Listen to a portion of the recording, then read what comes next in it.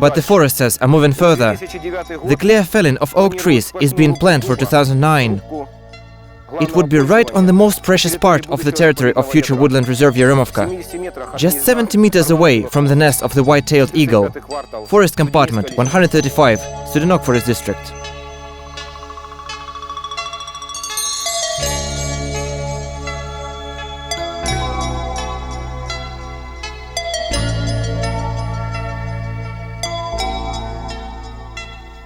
The head of Kharkiv Regional Forest Administration, Mr. Ovcharenko, lies both verbally and in writing about the Yeremovka Reserve that, according to him, has no value.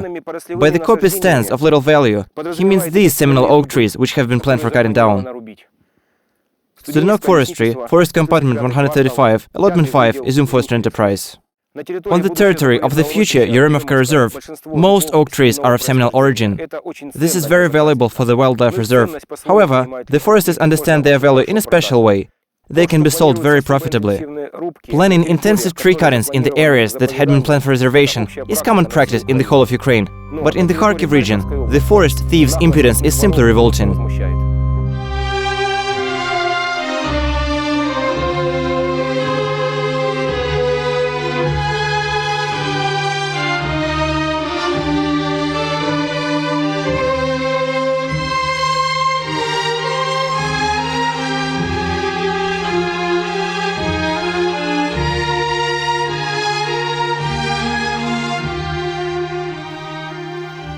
In spring of 2007, a pair of white-tailed eagles abandoned their nest during brooding because of the tree marking for the felon in the 135th forest compartment.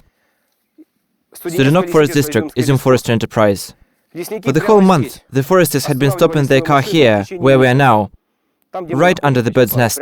The fact that this species is being protected by numerous international conventions doesn't seem to concern Mr. Pavlenko, the director of the Izum Forest Enterprise, at all. Mr. Lobko's legendary illiteracy, he is a forest warden in the Studenok Forest District, doesn't help the problem either. The remarkable fact of the foresters destroying nests belonging to the birds of prey almost on purpose is common practice in the Kharkiv region. If we take another look at the project of creation the Izum Luka Regional Park, we will read the information regarding the birds of prey that is given in an unusual context. Page 53 of section 2.2.2, entitled Vertebrates Fauna, reads: The biggest population of the white-tailed eagle in the Kharkiv region is located on the territory of the Izum Luka. The species belongs to the European Red List and to the Red Book of Ukraine. 3 to 5 pairs may be nesting there. Until 1998, the eagles were nesting in the compartment 216, where the nest was destroyed because of the felling. Also, the foresters claim that there was a nest in the 283rd compartment, but the birds abandoned it after the felons. In 2001, they started nesting in this compartment again, near the Pithatna Lake. In 1999, there was the eagle nest in the compartment 505. The foresters caught a white-tailed eagle chicken during the felling. This data proves that these unique birds nest in the Izum pine barrens, or at least used to nest.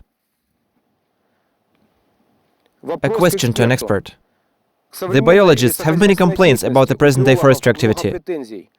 Do you know any examples of establishing preservation zones around the nests of birds of prey, especially concerning those birds that are under the protection of international conventions?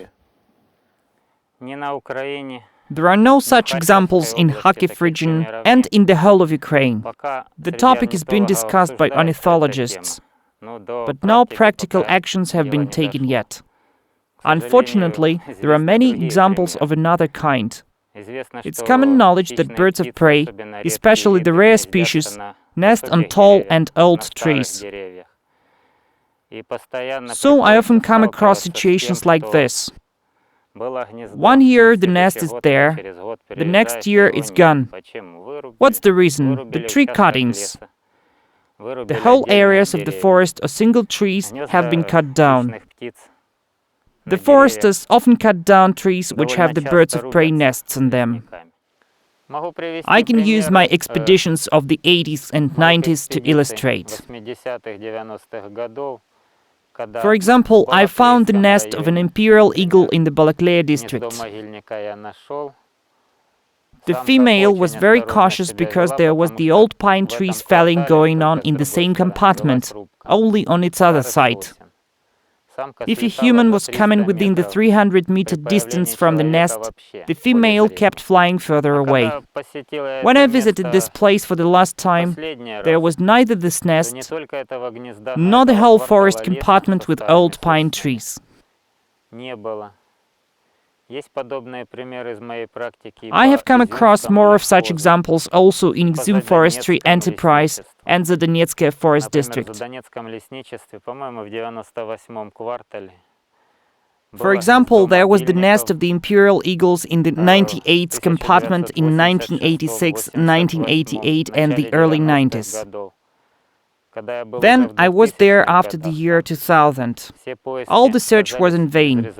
There are only tree stumps where the forest compartment with the nest used to be.